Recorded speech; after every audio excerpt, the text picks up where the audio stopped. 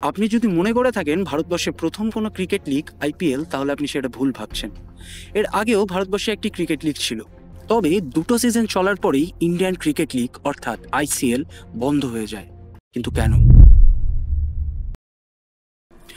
2 বছর চলার পর ইন্ডিয়ান ক্রিকেট লিগ বন্ধ হয়ে যায়। আসলে বিসিসিআই বুঝতে পারে এই ধরনের ক্রিকেট লিগই ভারতবর্ষের ক্রিকেটের ভবিষ্যৎ হতে চলেছে।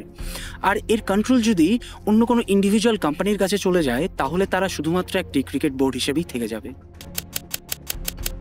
পুরো ইন্ডিয়ান ক্রিকেট একটি মনোপলি বিজনেস হয়ে দাঁড়াবে সুভাষ গোয়েঙ্কার কাছে। আর তারপরেই বিসিসিআই এই টুর্নামেন্ট থেকে সরে আসে। তারা একে একে ব্যান করতে থাকে সমস্ত ক্রিকেটারদের, এমনকি কপিল দেবকেও তারা ব্যান করে দেয়। বিসিসিআই আইসিসির কাছে চিঠি পাঠায় যেন অন্যান্য কান্ট্রির কোনো প্লেয়াররা এই টুর্নামেন্টে অংশগ্রহণ করতে না পারে। এত কিছুর পর গোয়েঙ্কা বিসিসিআইয়ের বিরুদ্ধে কোর্টে মামলা করে। আখেরে যদিও গোয়েঙ্কার কিছু লাভ হয়নি, সেই মামলায় গোয়েঙ্কা হেরে যান। এরপরই বন্ধ হয়ে যায় চিরতরে আইসিএল। 2008-এ একটি নতুন ক্রিকেট লিগ বিসিসিআই সূচনা করে, ইন্ডিয়ান প্রিমিয়ার লিগ, যা এই মুহূর্তে ভারতবর্ষের ইতিহাসে এমনকি বিশ্ব ক্রিকেটের ইতিহাসে সবচেয়ে বড় ক্রিকেট লিগ।